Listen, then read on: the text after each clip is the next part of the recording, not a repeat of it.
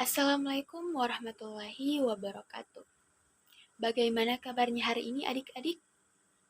Alhamdulillah, sehat ya. Oke, langsung saja. Ketua kelas silahkan pimpin doa.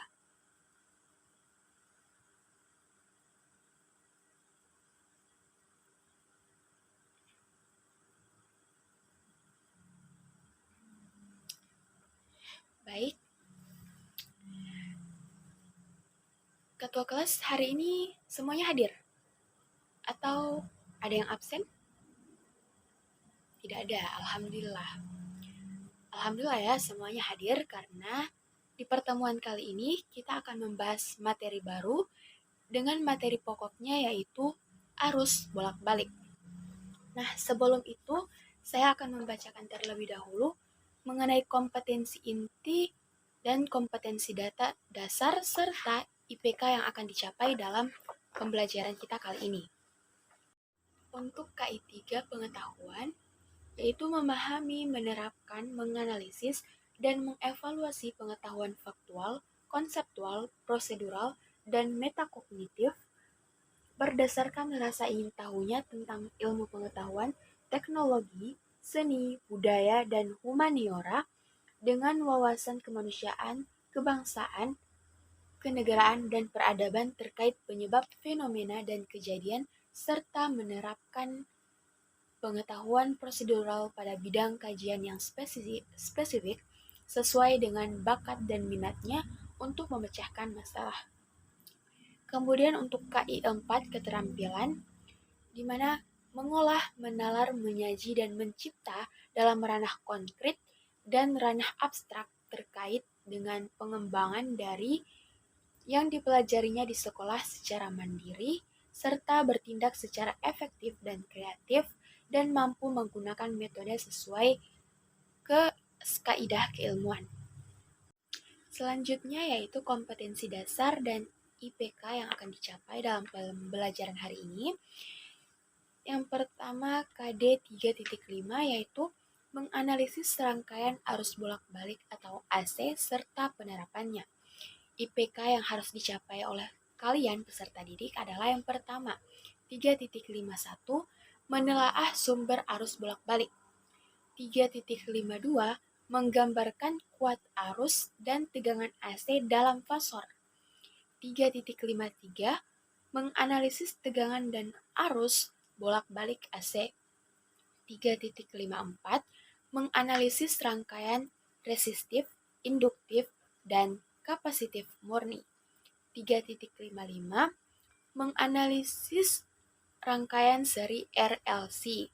3.56 menganalisis rangkaian arus bolak-balik AC serta penerapannya. Kemudian KD yang kedua yaitu 4.5 mempresentasikan prinsip kerja penerapan rangkaian arus bolak-balik AC dalam kehidupan sehari-hari. Nah, untuk IPK yang harus kalian capai yaitu menguraikan dan membuktikan prinsip kerja melalui penerapan arus bolak-balik AC dalam kehidupan sehari-hari. Selanjutnya yaitu tujuan pembelajaran kita di materi kali ini. Ada 4. Yang pertama yaitu melalui gambar yang ditayangkan, siswa atau kalian dapat menelaah sumber dari arus bolak-balik. Kemudian yang kedua, melalui diskusi, kalian siswa dapat menganalisis kuat arus dan tegangan arus bolak-balik atau AC. Yang ketiga, melalui ceramah guru, peserta didik atau kalian dapat menganalisis rangkaian resistif, induktif, dan kapasitif murni. Kemudian yang keempat, melalui eksperimen, kalian dapat menguraikan dan mempresentasikan prinsip kerja penerapan rangkaian arus bolak-balik AC dalam kehidupan sehari-hari. Nah, di pertemuan kali ini kita akan mencoba untuk mencapai 3 tujuan pembelajaran ini terlebih dahulu. Sedangkan untuk yang keempat, ya di mana kita akan melakukan eksperimen, itu akan kita jadwalkan di pekan nanti ya. Oke, langsung saja kita akan masuk ke materi ya. Arus bolak-balik. Kemarin kita sudah belajar tentang arus searah atau directing current, di mana arus DC adalah di mana arus DC adalah arus listrik yang nilainya tidak berubah, di mana pada arus DC ini arah pengaliran arus listriknya hanya positif atau negatif saja. Nah, kemudian bagaimana dengan arus AC atau alternating current? Kira-kira adik-adik ada yang bisa memberikan pendapatnya mengenai apa sih arus AC itu? Apakah arusnya bolak-balik? Silakan.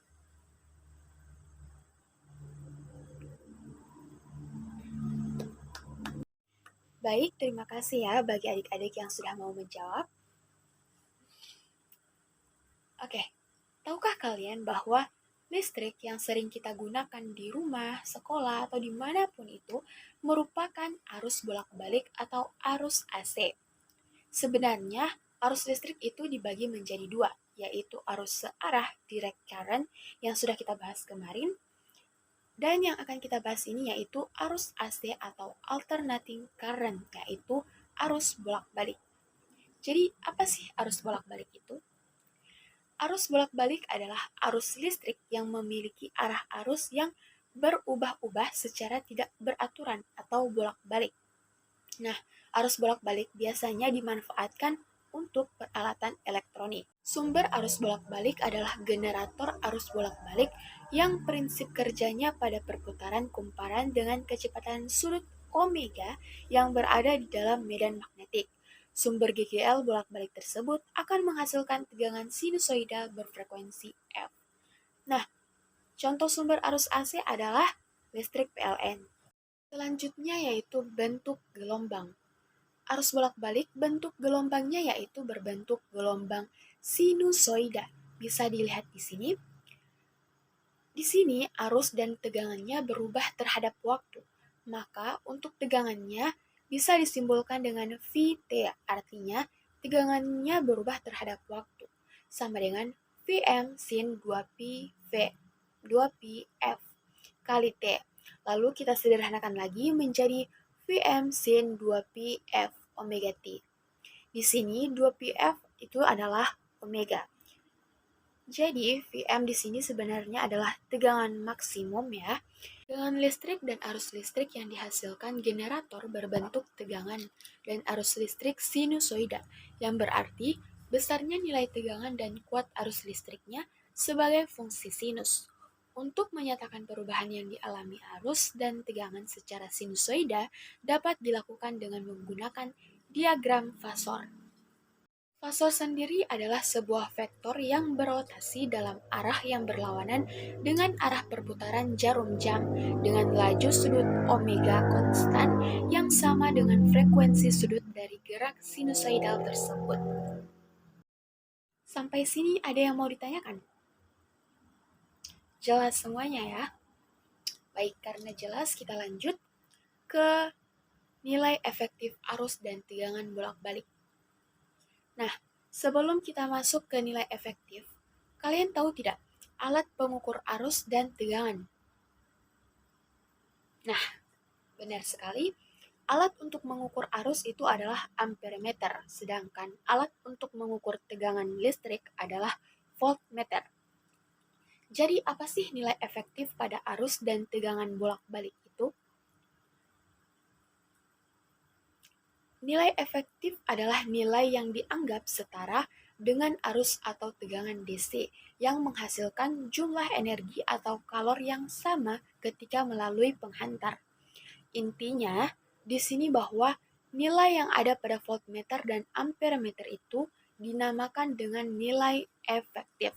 Sedangkan untuk nilai maksimumnya itu diukur dengan menggunakan osiloskop ya untuk arus listrik AC. Jadi, Vf sama dengan Vm per akar 2. Nah, di sini Vf adalah tegangan efektif, IF-nya juga sama yaitu kuat arus efektif.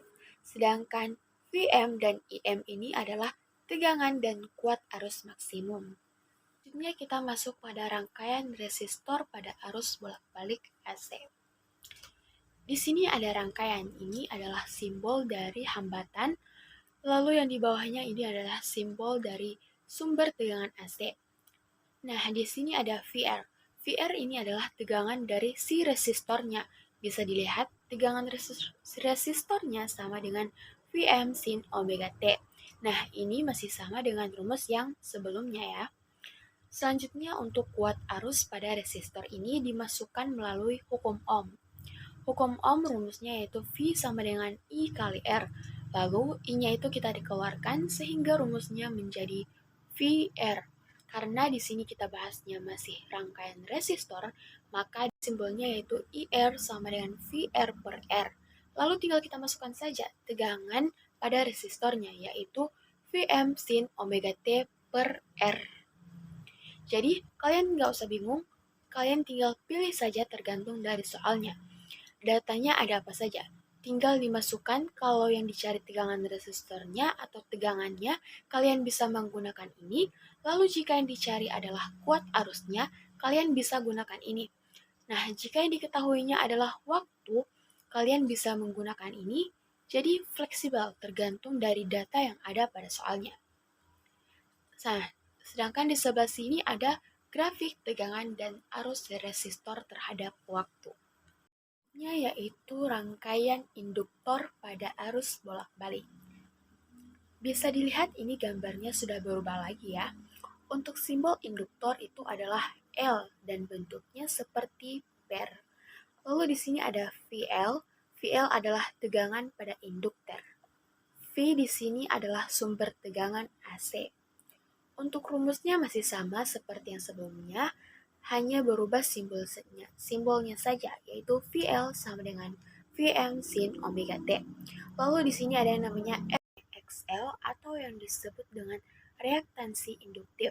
Jadi dia sama seperti hambatan, makanya di sini rumusnya masih tetap sama, yaitu Vm per Im. Kemudian sama dengan omega L, yaitu rangkaian kapasitor pada arus bolak-balik. Di sini simbolnya berubah seperti ini. Lalu Vc adalah tegangan pada kapasitor.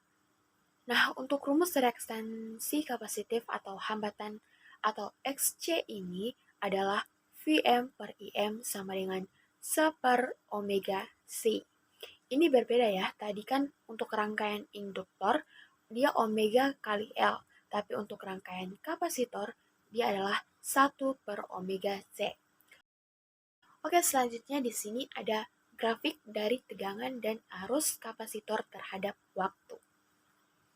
Sampai sini paham apa yang saya jelaskan? Bagus. Kita lanjut ya. Kita dengan rangkaian RLC. Untuk rangkaian resistor murni, untuk grafik dan tegangan dan arusnya itu seperti ini, di mana V dan I-nya satu fase atau sefase. Jadi, ketika I-nya dimulai dari 0 derajat, maka V-nya juga dari 0 derajat. Ketika V-nya setengah gelombang, I-nya juga setengah gelombang. Ketika I-nya satu gelombang, maka V-nya juga satu gelombang. Artinya, I dan V-nya sefase. Kemudian, untuk diagram fasornya atau fase vektor ini seperti ini karena keduanya sefase antara V dan I. Yang berikutnya untuk rangkaian induktor murni atau rangkaian induktif. Grafik V dan I-nya itu seperti ini, di mana V mendahului I sebesar 90 derajat. Grafik diagram fasornya itu seperti ini, di mana I-nya masih di 0 derajat, sedangkan V-nya sudah di 90 derajat. Kemudian yang ketiga yaitu untuk rangkaian kapasitor murni atau rangkaian kapasitif. Itu kebalikan dari yang rangkaian induktif, di mana I yang mendahului V 90 derajat. Di titik awalnya I yang di atas dan V yang di bawah atau diagram fasornya seperti ini. Yaitu untuk rangkaian RLC murni. Jadi, di sini rangkaian resistor, induktor, dan kapasitor itu kita gabung menjadi satu susunan secara seri. Pada rangkaian RLC seri ini, hambatan totalnya kita sebut dengan istilah impedansi atau disimbolkan dengan huruf Z, di mana nilai impedansi itu atau Z itu sama dengan akar R kuadrat ditambah XL kurang XC dikuadratkan, di mana Z itu merupakan impedansi atau hambatan total rangkaiannya, satuannya adalah ohm. Kemudian untuk diagram fasornya pada rangkaian RLC yaitu diagram fasor hambatannya ini untuk yang ke sumbu X itu merupakan R, kemudian yang ke atas itu merupakan XL-nya. Sedangkan ke bawah itu merupakan XC-nya. Jadi jika kita pindahkan ke atas XC-nya, maka menjadi XL min XC. Z-nya merupakan resultan dari R dan XL min XC-nya. Kemudian untuk diagram fasor tegangannya itu untuk yang ke kanan itu merupakan tegangan pada resistornya, yang ke atas itu merupakan tegangan pada induktor, dan yang ke bawah itu tegangan pada kapasitor. Sama juga jika kita pindah ke atas jadinya VL min VC. V max-nya itu merupakan resultan dari VR dan VL min VC-nya. Selanjutnya yaitu nilai cos theta. Ingat, cos theta itu sama dengan sisi samping per sisi miring. Maka dalam kasus ini, R dibagi dengan Z. Cos theta atau R ini kita sebut dengan istilah faktor daya. Kemudian ada yang namanya disipasi atau daya yang diserap oleh rangkaian. Jadi, ketika rangkaian dihubungkan ke sumber tegangan AC, maka akan ada daya yang diserap oleh rangkaian ini, yang akan kemudian nantinya rangkaiannya menjadi panas, karena ada gaya yang diserap oleh rangkaian. Daya disipasi itu dapat dirumuskan dengan P sama dengan V efektif dikali I efektif dikali cos theta, atau P sama dengan V efektif dikali I efektif dikali cos theta tadi adalah R per Z, di mana P adalah daya satuannya dalam watt. Nah, bagaimana adik-adik? Apakah ada pertanyaan? Jika tidak ada pertanyaan, saya minta untuk perwakilan ya, perwakilan untuk ada yang mengulangi atau membahas secara singkat saja dari apa yang telah kalian lihat, telah kalian dengar dari apa yang saya sampaikan mengenai materi arus bolak-balik ini. Silakan, apa saja yang kalian dapat atau yang kalian tangkap dari apa yang saya katakan dan apa yang kalian lihat dan dengar.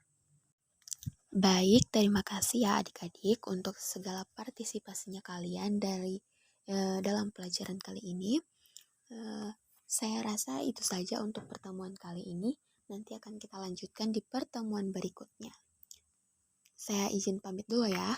Assalamualaikum warahmatullahi wabarakatuh.